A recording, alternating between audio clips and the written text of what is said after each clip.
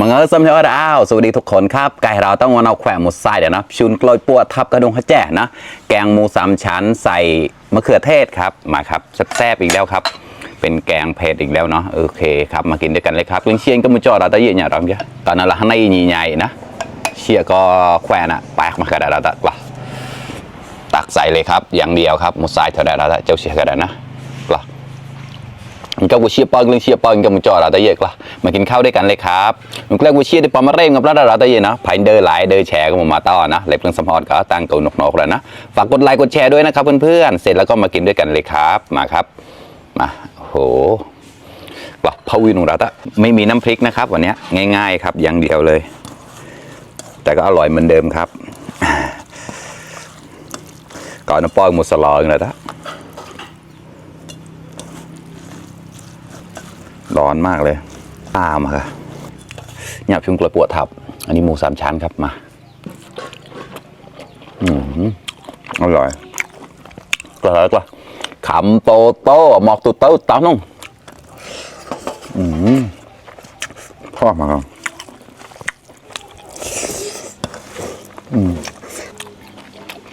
แค่ต่อยต่อเปลี่ยน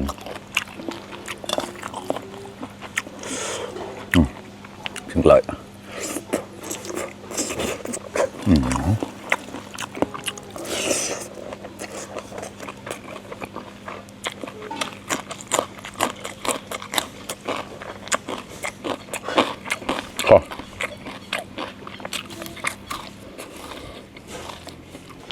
แย่แล้วนะมาครับขำโตโต้หมอกตุเต้าตัน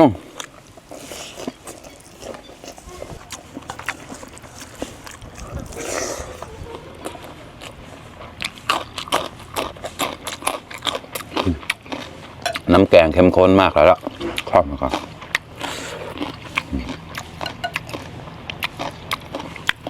ได้ความเปรี้ยวจากมะเขือเทศนะครับอร่อยเลยมีได้เปรียบเทียบหนูก็ต้องแจกเลยแล้วใช้มาครับ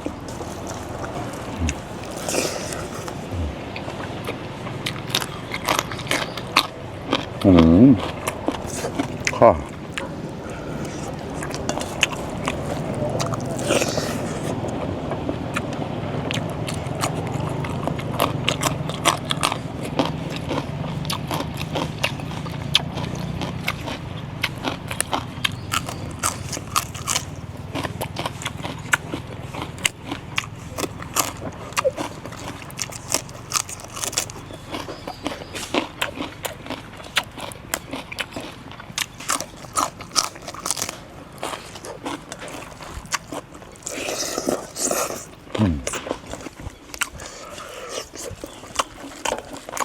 แล้วก็ขำโตโต้หมอกตุเต้าตั้งแล้วละ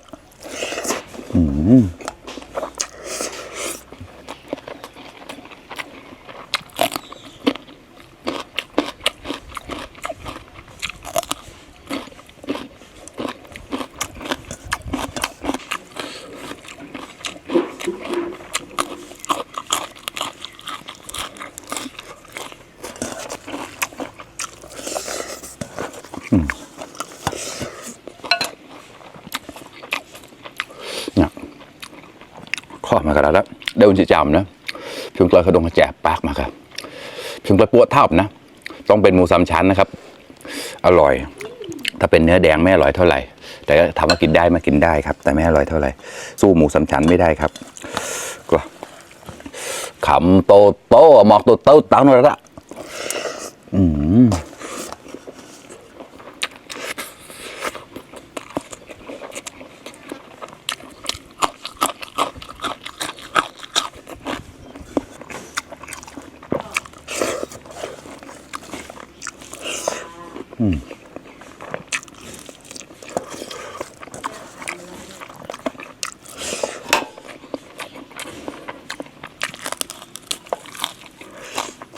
แค่เป็นเรา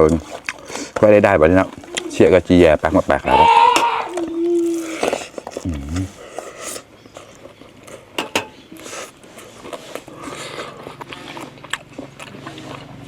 มารอบแล้ว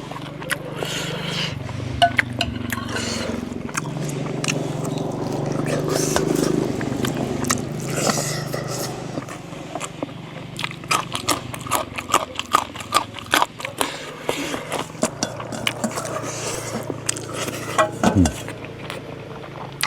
หมดสลอนแล้วหมดไปอีก1 กะละมังแล้วครับเพื่อนๆ